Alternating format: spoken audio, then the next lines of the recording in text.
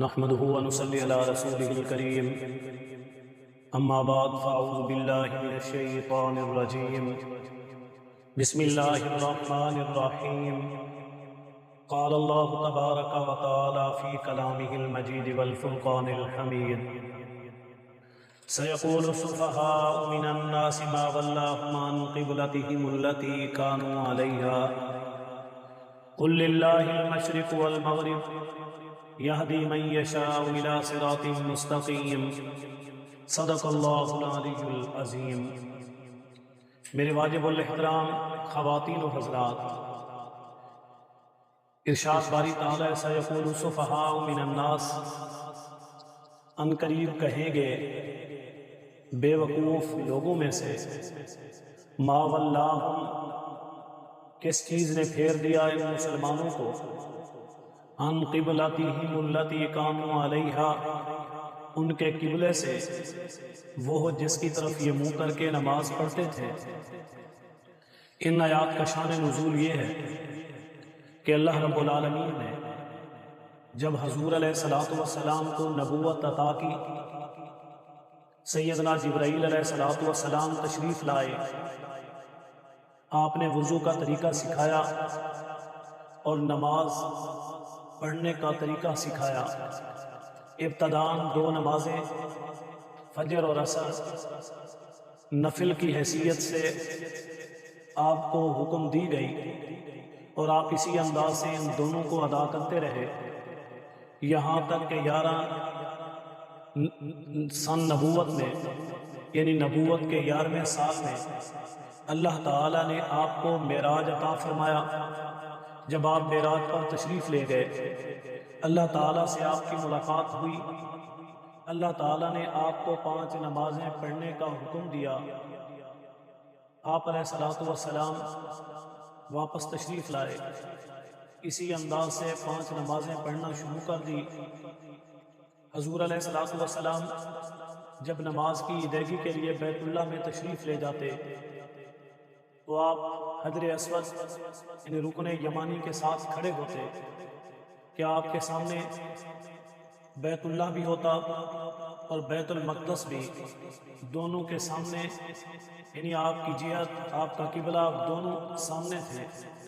یاد رکھیں کہ قبلے کا معنی جہت ہے، رخ ہے، کہ جس کی طرف ہم منہ کر کے نماز ادا کرتے ہیں۔ ہم قبلے کے لیے نماز ادا نہیں کرتے، نہ ہی ہم سجدہ قبلے کو کرتے ہیں، بلکہ ہم عبادت اللہ تعالیٰ کی کرتے ہیں، سجدہ اللہ تعالیٰ کو کرتے ہیں۔ فقط ایک جہت ہی ہے، یعنی رخ ہے کہ اس طرف منہ کر کے نماز ادا کریں۔ اگر سامنے ہو بیت اللہ تو عین بیت اللہ کی طرف رخ کر کے نماز پڑھنا فرض ہے، اور اگر سامنے نہ ہو تو پھر وہ جہت ہی کافی ہے۔ جیسے قبلہ یعنی بیت اللہ سے مغرب کی طرف رہنے والے لوگ مشرق کی طرف رخ کر کے نماز ادا کریں گے، مشرق کی طرف رہنے والے لوگ مغرب کی طرف رخ کر کے نماز ادا کریں۔ اسی طرح شمال والے جنوب کی طرف، جنوب والے شمال کی طرف، یعنی قبلے کی جہت کی طرف رخ کریں گے۔ عین قبلہ نہیں بلکہ وہ جہت ہی کافی ہو جائے گی۔ اگر تھوڑا بہت ادھر ادھر ہو تب بھی نماز ہو جاتی ہے، لیکن کوشش کرنی چاہیے کہ عین قبلے کی طرف ہی جہاں تک ممکن ہو سکے نماز ادا کی جائے۔ تو اس لیے حضور علیہ السلام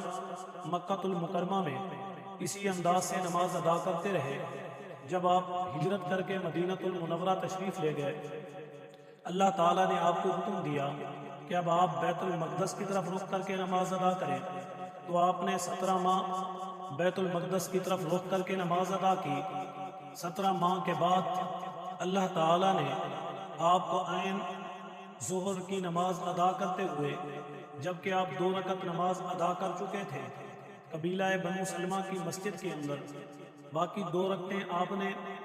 حضرت جبرائیل علیہ السلام کے وحی لانے کے بعد بیت المقدس سے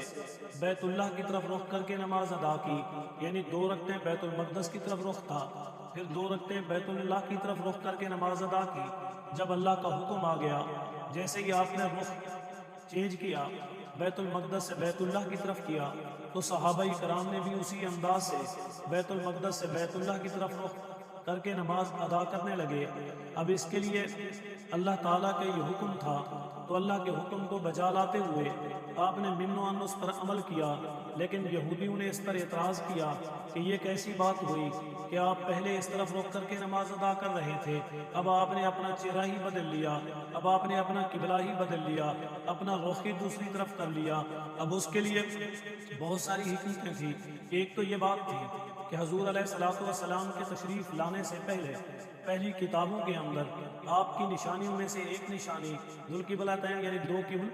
قبلوں والا آپ کی نشانی بیان کی گئی۔ اللہ تعالیٰ نے اسی حکمت کو پورا کرتے ہوئے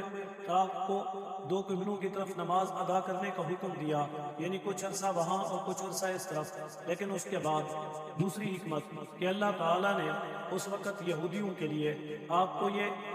حکم دیا تاکہ ان لوگوں کو بھی اس طرف آنے کا موقع مل جائے، کل یہ کہہ نہ سکے، حجت تمام ہو جائے کہ ہمارا تو قبلہ وہ تھا اس لیے ہم اس طرف نہیں آئے۔ اللہ تعالیٰ نے بیت المقدس کی طرف حکم دے کے ان کی یہ بھی حجت ختم کر دی کہ کل اس کی وجہ سے اعتراض نہ کر سکے۔ اور تیسری بات کہ یہ اللہ تعالیٰ کا حکم ہے، اللہ تعالیٰ دیکھنا چاہتے تھے کہ کون ہے جو میرے حکم پر چلتا ہے اور کون ہے جو اپنی خواہش پر چلتا ہے، اپنی خواہش کی تکمیل کرتا ہے۔ اب جو لوگ ایمان والے تھے، حضور علیہ السلام کے ماننے والے تھے، پکے اور سچے مسلمان تھے، ان میں سے کسی کو کوئی اعتراض نہ ہوا۔ لیکن جو لوگ ایمان نہیں رکھتے تھے یا جن کے دلوں کے اندر ابھی منافقت باقی تھی یا جو لوگ یہودی تھے، کافر تھے، ان لوگوں نے کہا کہ یہ کیسا ہو گیا کہ آپ کبھی اس طرف کبھی اس طرف رخ کر کے نماز ادا کرتے ہیں۔ اللہ تعالیٰ نے فرمایا قل للہ، آپ کہہ دیجئے اللہ ہی کے لیے ہے، المشرق والمغرب، چاہے وہ مشرق ہو یا مغرب، یہ جیتے تو اللہ تعالیٰ کی طرف سے ہیں۔ در حقیقت اصل چیز تو اللہ کا حکم ہے کہ اللہ کا حکم ماننے والا کون ہے اور نہ ماننے والا کون ہے، یہ دو ہی طبقے ہیں۔ فرمایا یہدی من یشاء، ہدایت دیتے ہیں اللہ تعالیٰ جسے چاہتے ہیں، الی صراط مستقیم، سیدھے راستے کی طرف۔